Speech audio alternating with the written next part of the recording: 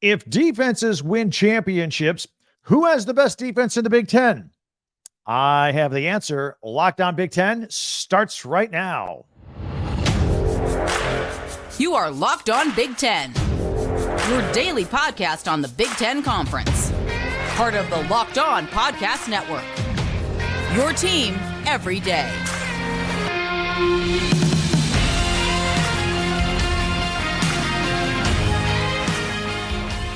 Welcome to Locked On Big Ten. I'm Craig Sheeman. Thank you for making us your first listen each and every day. You know we are free and available wherever you get your podcasts and on YouTube.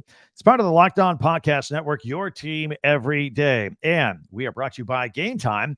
Download the GameTime app, create an account, and use code LOCKEDONCollege for $20 off your first purchase. Well, defense wins championships. That's an old cliche. We're going to dive into that a little bit here. And a Big Ten coach was fired this weekend. I have some thoughts on that. And our Tuesday tweets at the end of the program, always fun. Let's see if you made the cut. I follow a lot of you out there. We'll see if we used your tweet on Tuesday tweets. Be sure to subscribe and follow Locked On Big Ten for free wherever you get your podcast. That way you'll get the latest episode of this podcast as soon as it becomes available each and every day. Well, many of our Locked On Big Ten viewers got into a heated debate on our YouTube channel comment section. I always encourage comments on YouTube and Twitter and whatnot. You guys take me up on it. That's great. It is great.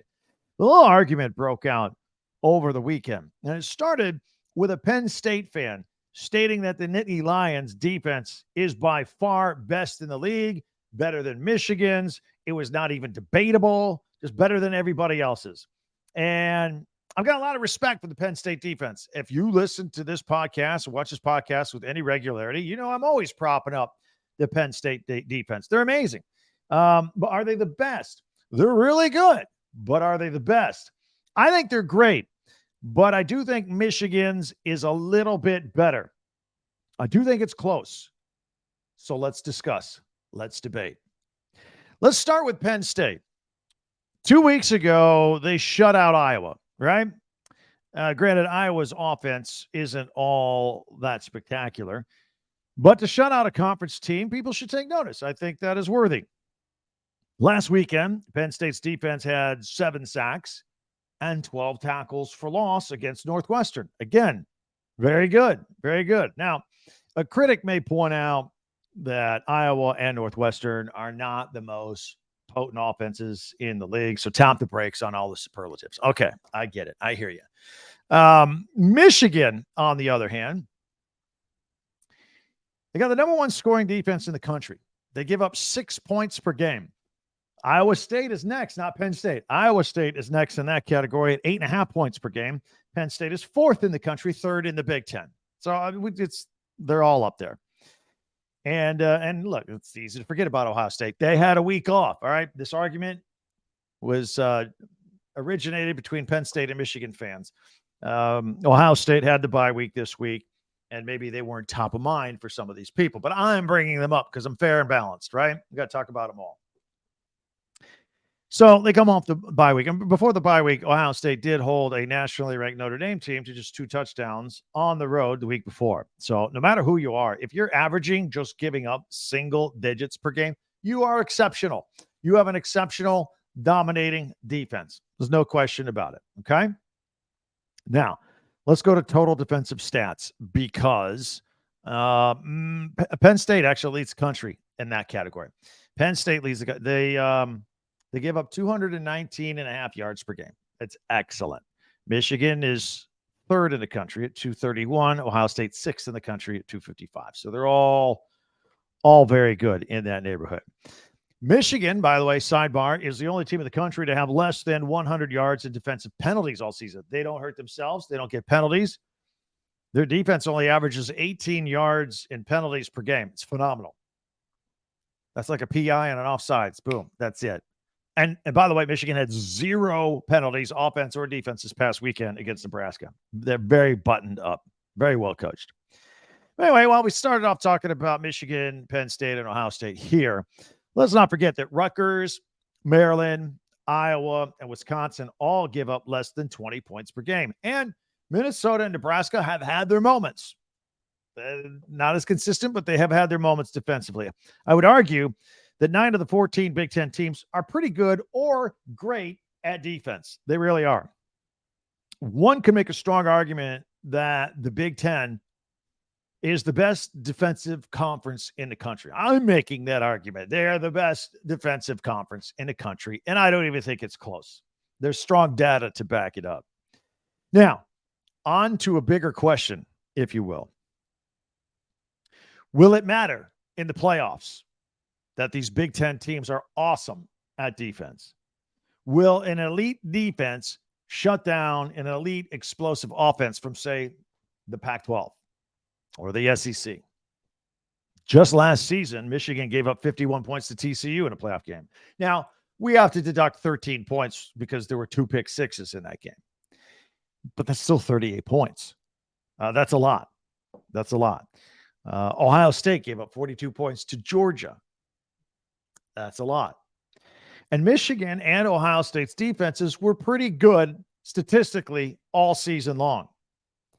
The year before, Michigan gave up 34 points to Georgia in a playoff game. But maybe great defenses just can't shut down great offenses anymore with the way people play and the way the rules are. Maybe it can't be. I don't know.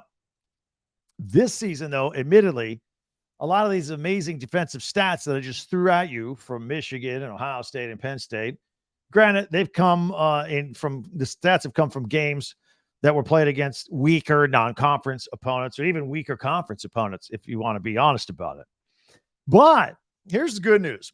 We'll get a much better feel for who's good on defense and who's not coming up here in this next section of schedule, now that we're getting close to the halfway point of the season. Saturday, for example, 5-0 Maryland travels to 4-0 Ohio State. Maryland has some pretty good defensive numbers. I mean, Talia Tagovailoa gets attention for scoring 6 touchdowns in a game, and their offense is explosive, but the defense has been holding people in check too. Again, Maryland's a perfect example. Haven't played a real strong schedule. I mean, they've had Towson and Charlotte and Indiana. Now they're going to play Ohio State and find out if they're for real. 2 weeks from now, got Penn State taking on Ohio State. That's like the second biggest game in the Big Ten season right there. That same day, a West Division battle taking place between Minnesota and Iowa at Kinnick Stadium. That could go a long way to deciding who wins the division. And, of course, Michigan still has its battles with Penn State and Ohio State coming up on the schedule. So we're going to find out who's for real and who's not. We're going to see if these numbers continue to hold at amazing levels. Ultimately, we'll decide who has the best defense by battling on the field, and we'll decide at that point. It'll be decided for us.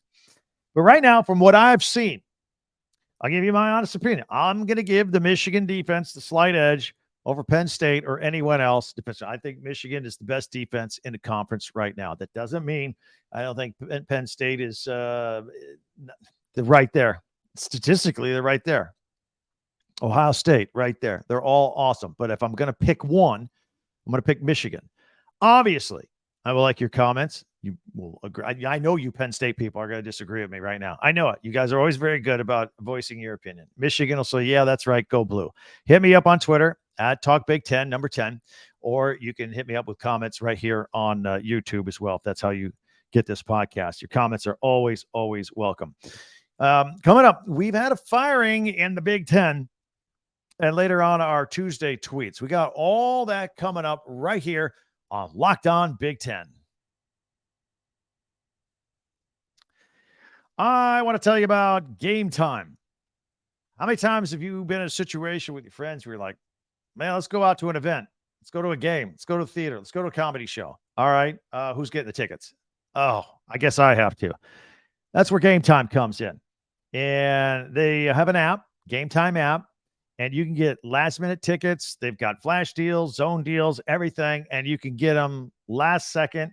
You can even get tickets an hour after an event starts. And you might say, why would you do that? Well, I used to live in Los Angeles. People show up to a Dodger game or a Laker game well after it starts. Traffic, it happens. Anyway, GameTime can help you out with this. And they allow you to see the view from your seat when you order it right there. Before you order it, you can see, all right, that's a good view. I want that seat. or, hey, that's an obstructive view. Let me try somewhere else. You can do that with GameTime. GameTime deals exist on tickets right up to the start of the event. You can find exclusive flash deals and sponsored deals on tickets, football, basketball, baseball, concerts, comedy, theater, the whole deal. With zone deals, you pick the section and the GameTime. You pick the section and GameTime then picks the seats for an average of 18% in savings.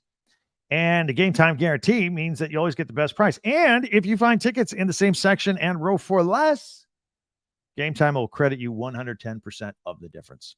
See? You're good to go. Here's what you need to do. Download the GameTime app, okay? Create an account and use the code LOCKEDONCollege for $20 off your first purchase. Terms apply. Again, create an account and use the redeem code LOCKEDONCollege. That's LOCKEDONCOLLEGE. LOCKEDONCollege for $20 off. Download GameTime today. Last minute tickets, lowest price guaranteed. So we had a firing this weekend in the Big Ten. I know we spent a lot of time talking about Mel Tucker and Michigan State back in the day, but following Indiana's 44-17 loss to Maryland over the weekend, head coach Tom Allen announced that offensive coordinator Walt Bell has been fired. Quality control coach Rod Carey will take over. And Bell had been the offensive coordinator since the beginning of 2022, but Tom Allen felt like the offense needed a new direction, and Tom Allen was right. They did. They were really getting bogged down. While Bell had described his offense as run first with an option twist, ironically, Indiana's best half of football this season was in the Louisville game. Remember, they fell down by 21 points. And that second half against Louisville was their best offensive performance the entire year. They racked up 250 yards. They added 14 points. Could have got a third touchdown as well. They were stopped at the goal line because the running game let them down again when it was time to goal to go and try and tie the game or maybe even win the game. So that kind of steamrolled into the next couple of weeks in this game at Maryland. It just wasn't happening. So both quarterbacks, Taven Jackson and Brendan Sorsby, have said recently they actually prefer up-tempo offense and just letting it fly. Jackson describes it as playing free. And after the Louisville game, he said, maybe we should play like we're behind all the time. So the writing was on the wall even a couple of weeks ago. The writing is on the wall statistically. Indiana ranks 13th out of 14 teams in total points scored in the Big Ten. In fact, a school like Penn State has almost twice as many points as the Indiana Hoosiers this year. Now, the new coordinator, Rod Carey, he even has some head coaching experience as well. He was 64-50 at Northern Illinois from 2012 to 2018, and he was at Temple from 2019 to 2021, and he's got 7 bowl appearances as a head coach. While at Northern Illinois, he won 2 MAC championships. So a lot of good experience coming into this position. And while he was there, he actually won his fair share of games as a MAC coach against Big Ten teams. And in fact, in 2015, he went into Ohio State. They only lost by 7. It was a David and Goliath thing, and they lost by a touchdown to the defending national champs, who were ranked number 1 in the country at the time. But it was a loss, but it had his team playing competitive football. On the downside, his teams from time to time were criticized for not going vertical enough to pass the game. Too much check down, too much throwing out in the flat, that kind of thing. So their yards per pass play were a little bit on the low side at Northern Illinois. So Hoosier fans might not be happy about that. But the good news is that the Hoosiers have a bye week this week to fix everything, right? Great. Bad news is the Hoosiers' next game is at the Big House versus Michigan and the number 1 scoring defense in the country. So you want to change things, get your offense improved. And, oh, by the way, let's now test it out against Michigan. Good luck. It's going to be tough, but probably a change that was needed. I want to talk to you about Wisconsin for a minute. Speaking of bye weeks and also Big Ten defenses that we have discussed for the majority of this podcast here today, the Wisconsin Badgers are coming off a bye at 3-1, and they've got some major work they need to do with Luke Fickell and defensive coordinator Mike Tressel's defense. They're giving up chunk plays, 10 yards or more at an alarming rate. Before Luke Fickell and Mike Tressel arrived at Madison, the Badgers were a top 20 team in this category. They didn't give up chunk plays. They were pretty buttoned down. This season, they're in the bottom 30 of the country. So that's something they want to fix here and probably spend some time on during the bye week trying to shore up a little bit. And, what's frustrating for Badger fans, it's both the run and the pass defense. It's both giving up big plays. The number one problem, as far as I can see, is missed tackles. They are missing about close to a dozen tackles a game, 11 point something, almost 12 tackles per game. And they're missing. Runners and ball carriers are bouncing off of them and going. You got to fix that. If they do it, they got a great chance to be in the Big Ten West Championship.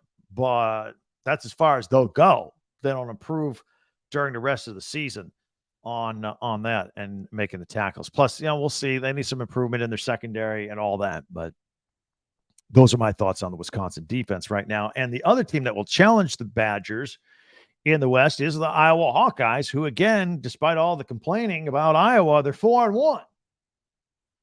And that's despite the offensive struggles and everything. And, 2 weeks ago, they lost their starting tight end, Luke Lachey, for the season. And now quarterback Cade McNamara, he went down Saturday with a leg injury against Michigan State. And Kirk Ferentz has already said that Deacon Hill will be the starting quarterback while McNamara is out. And Joe Labus will back him up. So that's the situation with the Iowa Hawkeyes. And as that develops throughout the week, we'll have the latest right here on Locked On Big Ten. By the way, I want to thank you guys for making Locked On Big Ten your first listen every day. And I want to ask you, if you haven't yet, I want to ask you to subscribe to this channel. It's free. Doesn't give it out any information. If you just take a moment now while you're watching it, click down below to subscribe. That would be a personal favor. I would thank you immensely for doing that. We've grown our subscriptions from like 1,200 to 3,600 in just a couple of months since I've taken over this channel. So I've been very appreciative of that, and we can keep it going. It would really help us out. So subscribe for free right now while you're just watching. It would be fantastic here on YouTube. No matter how you consume this podcast, please share, follow, and like Locked On Big Ten. And please tell your friends, especially if you have some Big Ten alums in your family or your friends, let them know about us. Let them know we're out here. There's a lot of stuff out there on the internet and podcasts and all that. Let them know what we do here at Locked On Big Ten. We would love to have the more the merrier. Also, on this channel and all the other Locked On channels, on Fridays at 11 a.m. Eastern Time, from 11 to 1, we have our Locked On College Football Kickoff live show. It is there. I contribute to it as well, as many of you have probably already seen. And it's a pretty cool show. Just covers a whole gamut of college football, getting you ready for the weekend. That's Fridays, 11 a.m. to 1 p.m. Eastern, live on this Locked On Big Ten channel and all the other Locked On College channels throughout the network. So you don't want to miss that. All right, we've got Tuesday tweets coming up. That's always fun. I follow a lot of you on Twitter. We'll see if your tweet made the list. And hey, if you don't, try next time. Do something a little witty, a little crazy. Maybe send it to me. I'll put it out there. So Tuesday tweets next. Locked On Big Ten. Bird dogs are awesome. They got their stretch khaki shorts that are designed to fit slimmer through the thigh and the leg, giving you a truly sculpted look. And their shorts do the same thing as Lululemon, but fit way better. And they fit way better than regular shorts that are made of that stiff, restricting cotton, binds up on you, wrinkles up on you, all that kind of stuff in the summertime. And these fit way better than regular shorts. And they also have the anti-stink sweat wicking fabric that keeps you cool and dry all day long. You got to love that. And just the cloud knit fabric they use. Put these on, they're the most comfortable shorts I've ever had. Really. But they look formal enough that you can wear them anywhere, whether it be, out going on a date, movies, shopping, working out, anything in between. So here's what you need to do, because they're great for any occasion. You go to birddogs.com/lockedoncollege. Enter that promo code LockedOnCollege at checkout for a free Bird Dogs water bottle with your order. That's birddogs.com/lockedoncollege for a free water bottle at checkout. And I'm telling you, you won't want to take your Bird Dogs off. We promise you. So we always like to do Tuesday tweets. Let's get at it. These are always fun. Are we going to have to come up with a new name for this now that Twitter is X? Something with X doesn't sound as good as Tuesday tweets, but we'll keep it Tuesday tweets for now. I'm going to put them on the screen here for those watching on the video. If you're only listening on audio, I'll describe them as best I can. Going to put them up here, and let's go full screen, as a matter of fact.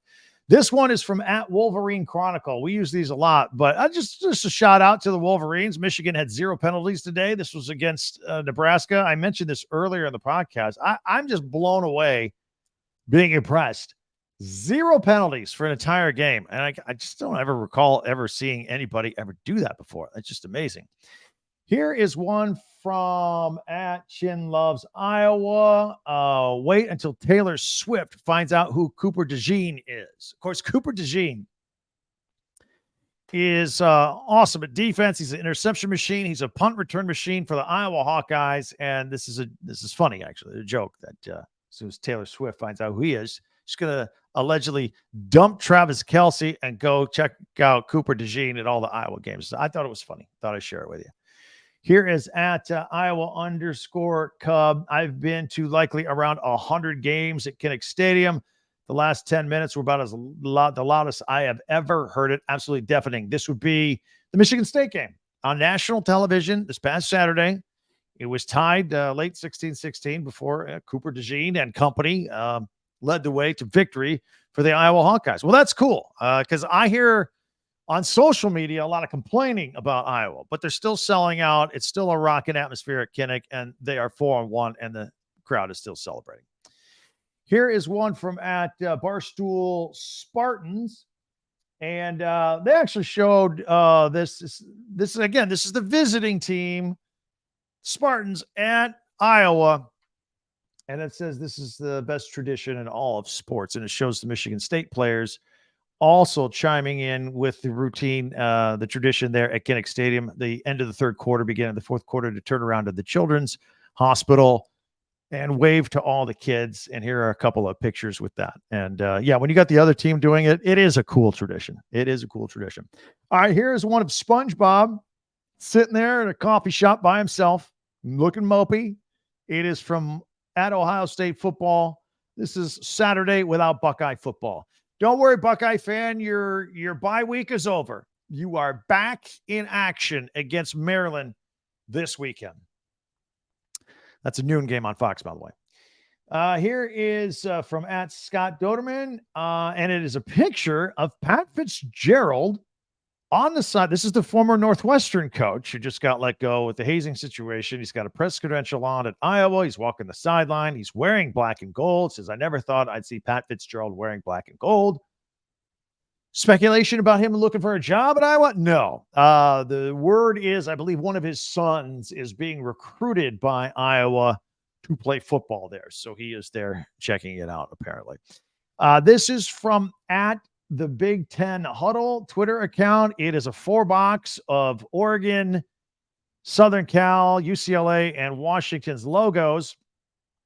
It says this season, Oregon, UCLA, USC, and Washington are a combined 19-1.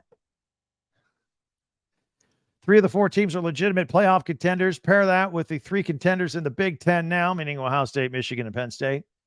There is little doubt that the Big Ten will be the strongest conference in college football in 2024. Agreed.